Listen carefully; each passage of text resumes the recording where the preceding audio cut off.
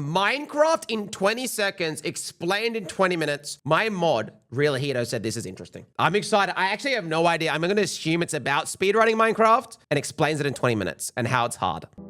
Here is Minecraft beaten in 20 seconds. Okay.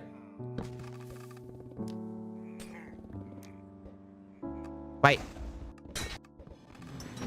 It may look like absolute chaos right now, but I assure you that by the end of this What? video, you will understand everything that's going on.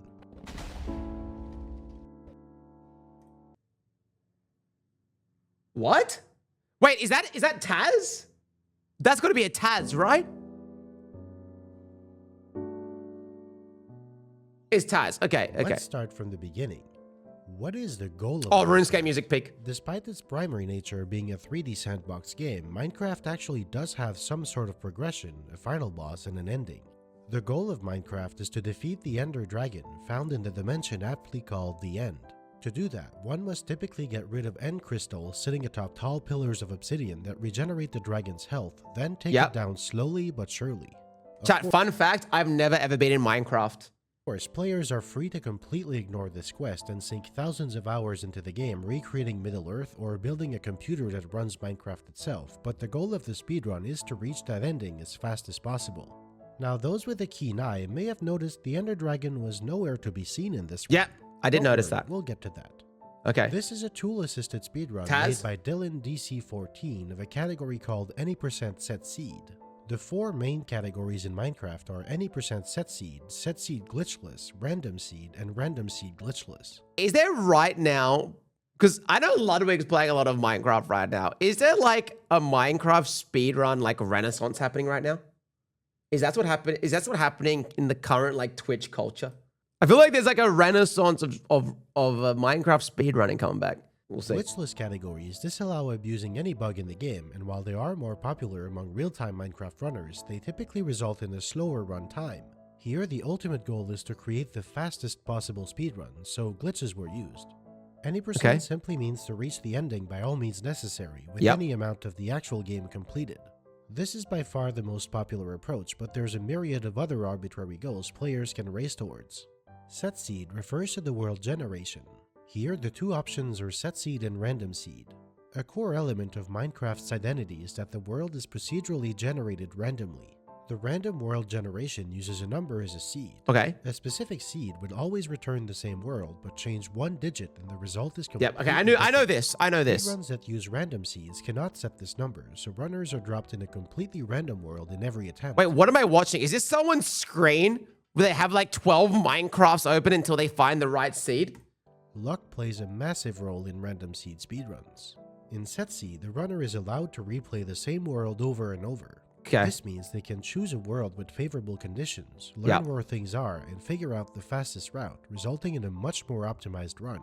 Honestly, I feel like Set Seed runs is way cooler, personally. I feel like it's more speedrunning. I know that's all take. I don't know. I don't know Minecraft speedrunners. If you're a big Minecraft speedrunning person, don't get mad at me, okay? So what is a tool-assisted But I think it is cooler. In short, instead of having a performance like a real-time speedrun, a tool-assisted speedrun, or task for short, is a carefully crafted creation. It was still done by a real person, in this case Dylan DC14, but it was made using tools to slow down the game and to retry segments if he ever made a mistake. Typically, a task is created on an emulator using save states, memory watch, and frame advance, but this is not actually possible for a modern PC game like Minecraft. Instead, mods were used to slow the game down to a fraction of its real speed so that when the video of the run is played back at normal speed, the player looks like they have superhuman speed and reflexes. To replace emulator save states, the game was simply saved and loaded back when Dylan wanted to retry a specific section. For most of the run, he slowed the game down by a factor of 40 to 80. If you're still confused about what a task is, please watch this video. So the way they do TAS in Minecraft is different. They don't like have a set recording of controls. They're just playing the game in slow-mo. Is that the difference? TLDR, they just play in slow-mo. And if they make a mistake or get bad RNG, there's like a button to like reload. Like it creates save states as you're going, like constantly creating save states. Essentially, to make it easy to understand if you're confused, they're playing the game in slow mode. Constantly the game is saving beforehand so you can, if something goes wrong, you can go backwards in time and go to that save state. Keep in mind that this speedrun is in no way trying to compete with real-time speedrunners. It's a demonstration of what's possible with perfect gameplay. Here's the basic premise of the path Dylan took to beat the game. The ending is triggered by entering this portal, which appears when the Ender Dragon is defeated. Okay. Like I mentioned before, the Ender Dragon is actually skipped in this run. To reach the end, the player must fill in and enter the end portal found in the stronghold, a unique dungeon found underground in the main world. Yep. The portal is completed using Eyes of Ender, a special item created by combining an Ender Pearl with Blaze Powder. Yep. An Ender Pearl is an item dropped by Endermen, creepy slender enemies that attack you. Know what's crazy? I didn't know you had to combine these two. That's how noob I am at Minecraft, bro. I thought you just kill these blokes and just kill like 10 of them and you go to the end, bro. I didn't know you had to combine them with the fiery tool. You look at them, but it can also be found in chests in few rare locations or acquired by trading. Blaze Powder is made by breaking down blaze rods, which drop from a blaze, a fiery enemy found in nether fortresses. To reach a nether fortress, one must build a portal to the nether using blocks of obsidian and light it up with a flint and steel. Obsidian is generated by the collision of water and lava, and it can only be mined using a diamond pickaxe. Luckily, it can be found in small quantities in random chests as well. Same goes for the flint and steel. While it's normally crafted by combining flint, a random drop from digging in gravel, and an iron ingot created in a furnace from iron ore, it can also be found in random chests. So, in short, Dylan needs to find a flint and steel, obsidian, and ender pearls in random chests, create a nether portal, find a nether fortress, kill a blaze, collect its rod and break it into powder, combine it with the ender pearl to create Eyes of Ender, repair the end portal, and defeat the ender dragon, all in 20 seconds. Yeah, that is ridiculous. I mean, I guess the seed finding helps. Let's dive into it and see how he did it. Skips a lot, but... The first obvious thing is that Dylan spawns directly next to a chest that contains a golden axe with the Silk Touch enchantment, obsidian, and a flint and steel. Just how lucky is that? Well, this is where the importance of the seed comes in. Dylan was able to choose a string of numbers that would get him the world with the most favorable conditions to beat the game the fastest. However, the set of specific conditions that he needed for the optimal result was mind-bendingly unlikely. Right next to his spawn is a ruined portal, a naturally generated damaged nether portal that also has a chest containing 4 to 8 items from this list. He needed the chest to contain flint and steel, obsidian, a golden axe, and an item with the Silk Touch enchantment. In this case... Wait, question. So that means regardless of the seed that you spawn in, you still have to roll a 1 in 30k? The axe itself has the enchantment. To his right is a woodland mansion, a large random structure that's typically generated very far from the starting location, tens of thousands of blocks away. Spawning directly next to one is astronomically rare. The two rooms here are a fake end portal room and a lava room. Those two are among the rarest in the woodland mansion, so them being right there is also incredibly unlikely. Once Dylan goes into the nether, he needs to end up near a nether fortress where he can find a blaze. Even better is a blaze spawner. This seed has a blaze spawner only. Why is the number going up constantly? Dylan also needs an area where a ghast can spawn and favorable terrain to navigate inside the nether. So question, all this RNG is in, I think they're saying that this RNG takes into consideration you're playing the game normally and you're generating a random seed. But this seed that they found has all this ticked off. The stronghold where the end portal can be found needs to be uncharacteristically close. Finally, the spawn point in the end dimension can be underground or exposed.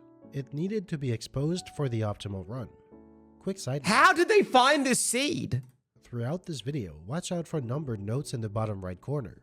You can find a link to additional notes that provide context and clarifications in the video description. Regardless of the set seed, how did you find the seed? Of rare occurrences, AI? Dylan ran a script that parsed through about 2 quintillion seeds, and he looked through dozens of the most promising ones manually. This is the single best seed that he found. It's possible that more solutions exist, but the script... Is this AI? Isn't AI doing this? Or... I don't know. Bro, we can't be for real. Wait, that's not AI. I don't know. I don't get it. It's just a script. I don't know the difference, bro. This is why AI is killing it right now, because investors think like me. I have no idea, Doc. This is why there's investor slop. I am the problem.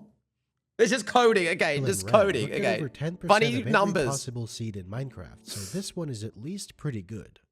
From the chest, Dylan takes out the obsidian, the flint and steel, and the golden axe with silk touch. The obsidian and flint and steel will be used to build and light up a nether portal to travel to the nether. Dylan gets the golden axe so he can break down the wooden walls of the woodland mansion as quickly as possible. Golden tools have the fastest base gathering speed in the game. I didn't know that. Better than diamond tools, but their garbage durability makes them very rarely worth using. This is one of those cases because Dylan doesn't need the durability, only raw speed. Okay. He needs the silk touch enchantment to gather glass for later. The first room he breaks into is a fake end portal room. It's made to look like the end portal room, but instead the structure is made of wool and there's a trapped chest. When the chest is opened, the TNT next to it goes off, breaking infested cobblestone blocks that release silverfish enemies. The chest always contains 2 ender pearls, which is perfect because Dylan needs those. First off, he breaks a block in the wall while climbing to the chest to allow him to go into the next room over afterwards. There's a noticeable cut here because Dylan Brother, what, we're only into 3 seconds in. What is happening? Like, I'm following, but this is insane. Saved and reloaded the world. Minecraft speedruns are usually measured using the in-game time, which removes all variability from loading screens and other factors. As such, any time spent paused, loading, or outside the game doesn't count, but time spent crafting or looking inside a chest does. Only the time where the game is actually running was kept for this task, so transitions like loading screens or quitting and reloading the save are completely removed. There will be more of these cuts throughout the run, but this one is perhaps the most obvious. Dylan first breaks one TNT block, then he picks up the ender pearls from the trapped chest, which activates the other TNT. TNT takes 4 seconds before blowing up, which gives enough time to get out of the way. The explosion will actually be... Dude, I feel like I'm in university, and it's like when you start with like a university thing like 101, which is like the basics of a course, and then you're like, oh, I get this. And then 3 weeks later, they're talking about absolute nonsense, and you have no idea what's happening. Useful later. Dylan then immediately puts the pearls back in the chest along with his obsidian and a block of wood he picked up along the way. Why? Because with a sprinkle of magic, as soon as he reopens the chest, the items are both in the chest and still in his inventory, effectively doubling them. What? How does that happen? The answer is very simple. The game saves the state of chests and your inventory independently of each other. After Dylan puts the items in the chest inventory is saved, but his inventory isn't saved yet. Then, by quitting and reloading the world, he can reload the inventory state from before he put in the items and the chest state from after he put them in, resulting in the items being both on him and in the chest. Wait, how is he doing that in 0.01 second? But the game is not that dumb. Whenever you quit the game, either through the menu or by force quitting using Alt F4, it will save your inventory. However, if you crash the game by force using the task manager's end task function, it won't get the luxury of saving your inventory before the process is killed. Therefore, you can quit the game and reload the save, and the items will be in both places at once. So can you just do this? This is what happened in between the 2 chest openings. Remember, the run is timed using in-game time, which effectively renders this process instantaneous. This process is done 5 times, so Dylan ends up with 32 of each item. Bro. Okay, so in like 0.5 seconds, there's a jubilee. So technically, like, it's using in-game time, but not real time.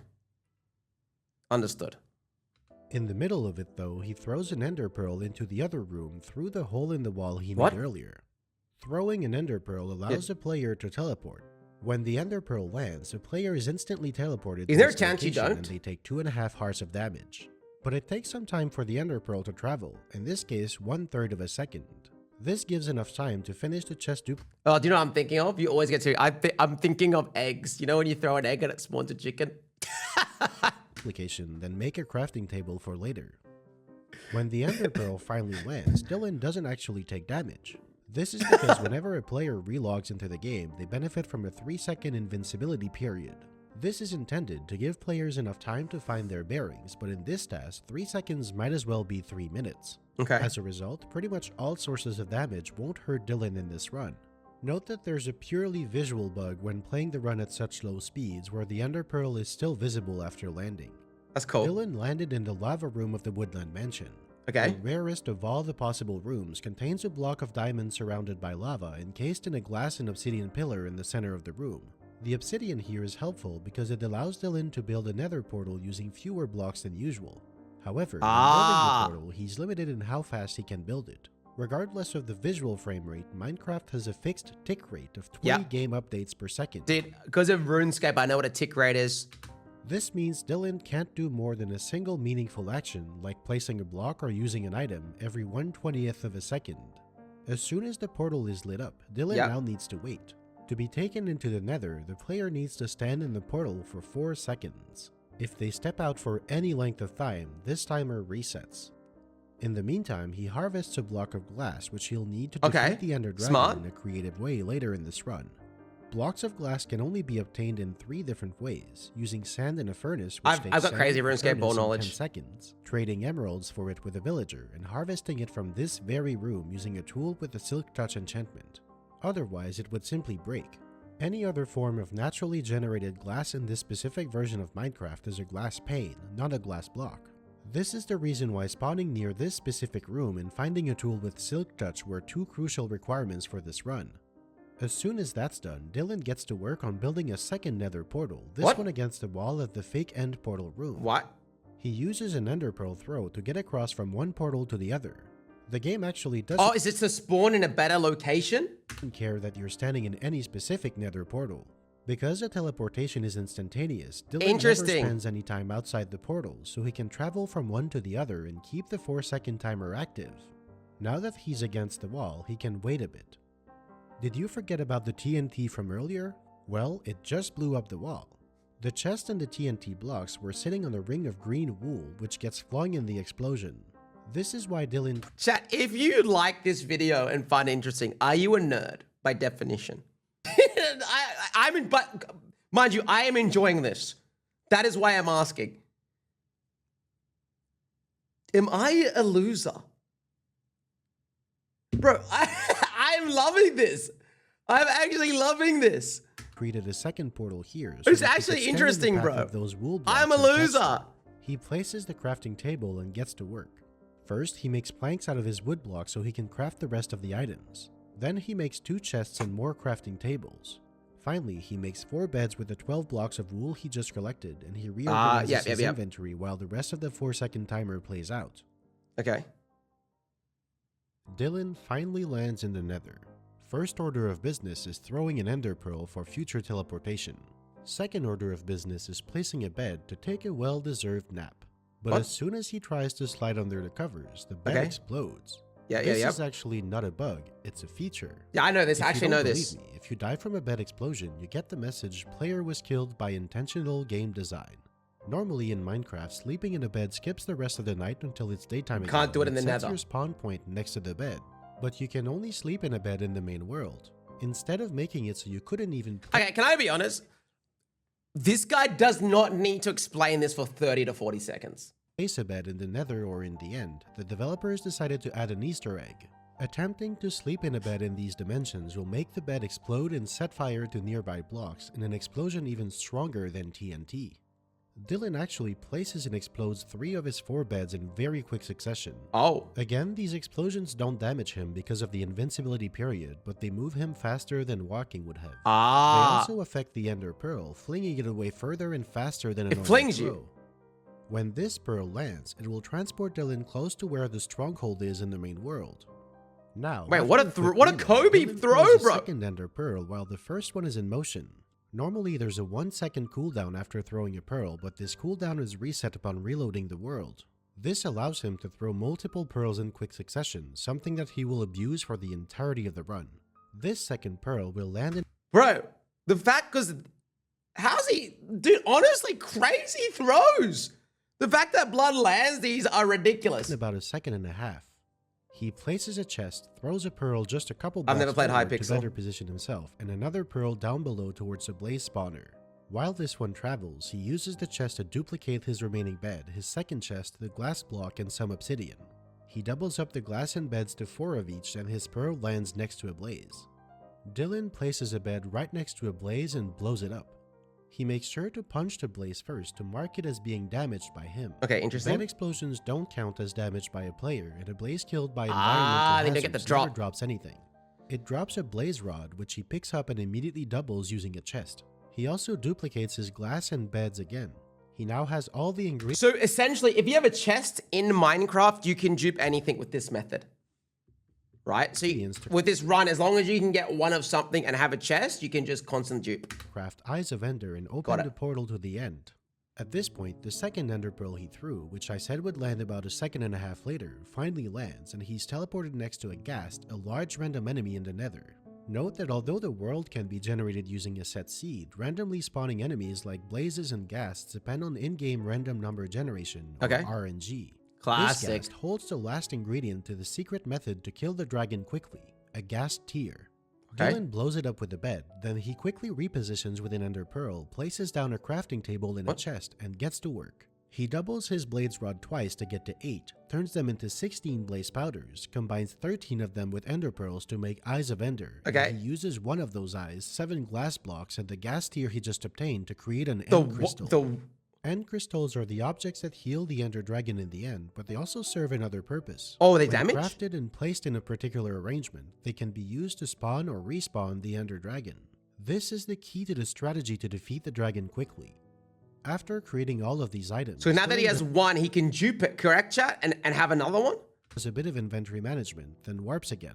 This is when the first Ender Pearl he threw when he entered the Nether finally lands. In order, the first pearl traveled the furthest and the longest, then the second landed near the ghast, and the short throw to the blaze spawner. Brother, what the hell? Dylan now builds another Nether portal. In 4 seconds, he will return home, but this time to a new location. Portals between the main world and the Nether. You know what's crazy? So out of this 20 seconds, 8 seconds is just teleporting. Is that correct, chat? How great? Out of the 20 seconds, 8 of those seconds are actually sitting in the Nether portal. They are linked to each other at the same relative position. However, the Nether is 8 times smaller than the main world. Therefore, portals that link the 2 dimensions are 8 times further apart in the main world than they are in the Nether. This Ender Pearl throw in the Nether netted Dylan a displacement of 1200 tiles in the real world, bringing him all the way to the stronghold where the end portal can be found. After an excruciatingly long wait, Dylan is finally back in the main world. His portal conveniently sits right in the entrance of the end portal room of the stronghold. Essentially, chat, while this person is doing this run, because there's constant save states, I wonder how long the actual run took this person. Bro, like, what was the actual, like, real life time to get all these variables executed correctly? Probably took him months. Do you reckon it took him months with the RNG he needs? Quick Ender Pearl throw gets him up the stairs, and he quickly places all 12 Eyes of Ender in the portal, repositioning with a pearl when needed. As soon as the last eye is in its socket, the portal activates, instantly sending him to the end. Immediately upon arriving, Dylan's position isn't quite optimal, so he has to use 2 Ender Pearl throws to reposition. But between these throws, he places down the End Crystal. When entering the end for the first time, it takes 1 second for the Ender Dragon to spawn. However, placing this crystal throws a wrench in the process. The dragon and the exit portal appear at the same time. When an End Crystal is placed before they spawn, it finds that there's no exit portal, so it spawns a new one and opens it by default. Then, when the Ender Dragon tries to spawn, it's prevented from doing so because the exit portal is already open. The end result is that the Ender Dragon is banished into the void and simply never appears. Since the exit portal is already open, all Dylan needs to do now is to get there. He throws an Ender... So, it just doesn't even spawn because there's 2 spawned at the same time? Pearl towards this... Like 2 spawners spawn at the same time? Is that... So it just doesn't spawn? Center of the arena, and again resorts to the bed explosion technique to boost the speed and distance of his throw, this time using 4 beds. This tosses him off the map into the infinite void where he can contemplate his existence. Just before he falls to his death, the Ender Pearl lands close to the portal. One final quick pearl throw lands him directly into the portal, and the game is beaten in 19.9 seconds of in-game time. Zam, bro. That's it. That's the fastest possible way to beat Minecraft that we currently have. It requires a 1 in a quintillion seed, perfect RNG, superhuman mouse precision and speed, and crashing the game a couple dozen times, but it is technically possible. I want to thank Dylan DC14 for making this task, for allowing me to break it down, and for helping ensure this video's accuracy. And now, I will keep my promise. You can watch the run again, but this time, if you focus really hard, you can actually keep track of what's going on. Let's try. Thank you for watching. Here we go.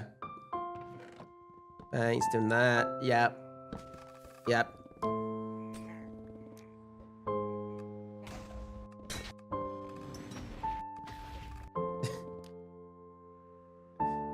Dude, the waiting in the pool is brutal.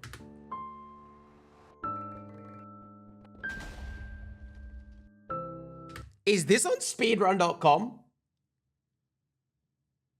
Is this like, has this already been beaten? Because this is 3 years old. Has this been beaten? 20 seconds, 28 seconds. I don't think this has been beaten. Bro, that is sick, dude. W video, bro. Wait, I should shout out Bismuth, bro.